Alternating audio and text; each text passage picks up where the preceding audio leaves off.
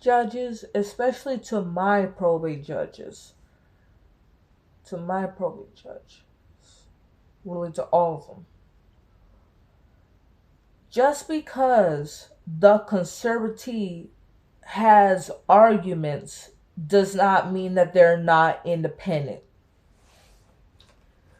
When you live with somebody or when you know somebody for a very long time, you're going to have arguments at least every once in a while. You can't escape conflict.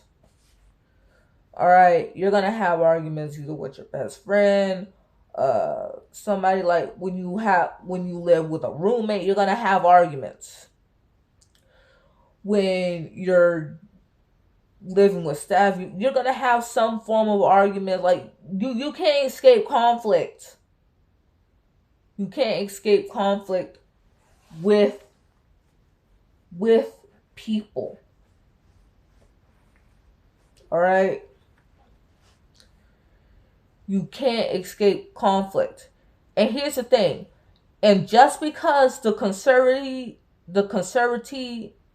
is in the argument does not automatically mean that they're in the wrong just because they have a mental disability.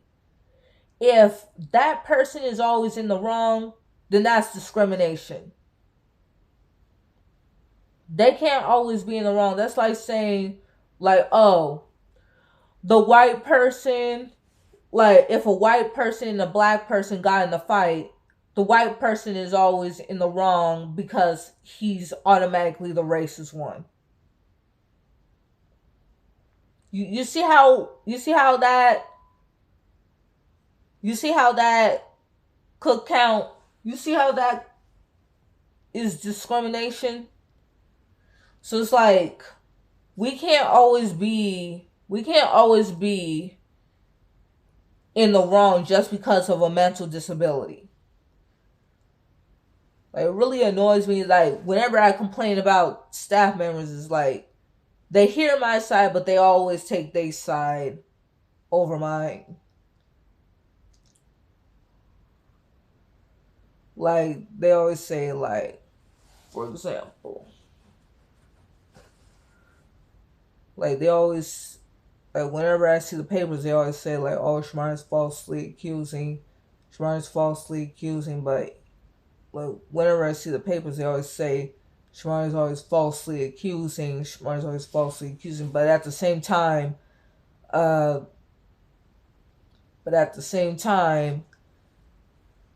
they just assuming that just because of my mental disability, it's like,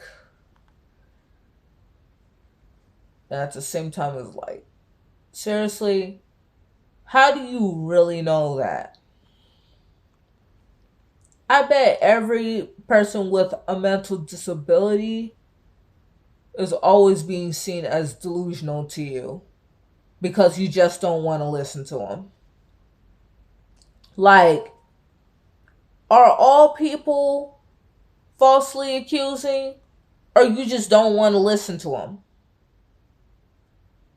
Like, are all people with a mental disability falsely accusing, or you just don't want them to have a voice to speak up for themselves? You just don't want to listen to them, or you just don't want them to speak for themselves. You just don't want them to have a voice of their own. You don't want them to you want them to be pushovers. You want them to be treated like crap. Is that it? Like, are they really falsely accusing? Or are you just trying to keep them from speaking up for themselves? So when it comes to arguments, it's not about the arguments that keeps you from being independent. It's about, like, how you resolve them. So it's like this. I can't, like, here's the thing. When you live with somebody, you're gonna have arguments. So it's like me, when I have arguments, I always solve them. So I always resolve them. So one thing about my staff members, they always have a history of, like, stealing my things. So one thing about them is that if they're going to be stealing my things, I'm gonna wait for them to bring my stuff back. And another thing is, I am gonna bug them, and I'm gonna waste their time to. I'm gonna bug them and waste their time to help me find it. So, yeah, every day and every other day. So, yeah, maybe not like in the most annoying way. Maybe like not in the most annoying way, but you know,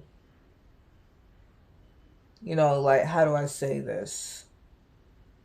I just let them know, like, hey, can you help me find what so and so? And then you just be like, yeah. So, yeah. So when it comes to how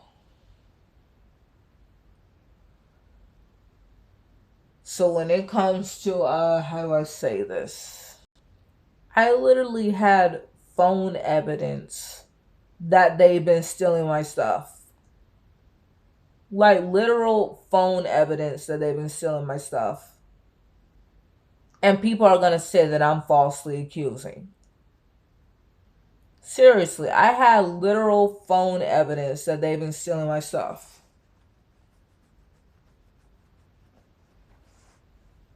And then they're going to go around saying that I'm falsely accusing. Right on the papers. The fact that the regional center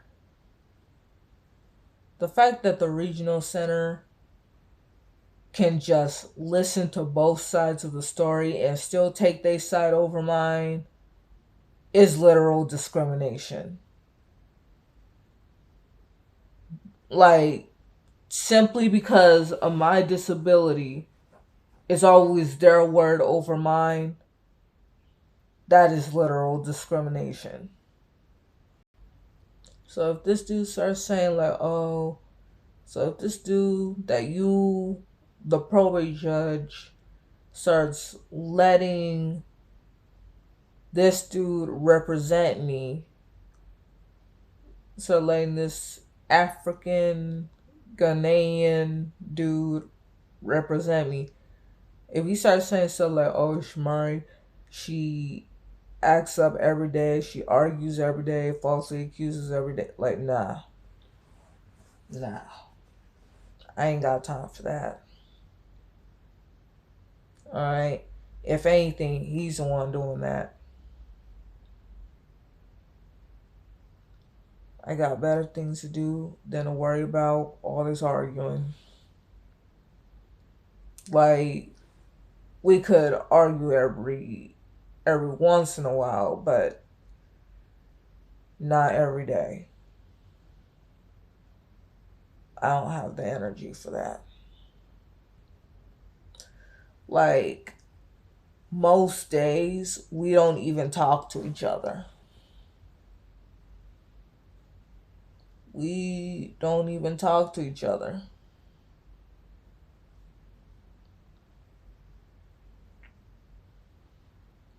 We have meetings. Sometimes we do fire drills, earthquake drills, clean the house. I do the things I need to do, learn languages, etc. But they don't really communicate, really. Like, he talks to me more than I talk to him. Like, he comes to my room and starts the arguments more than I do it to him.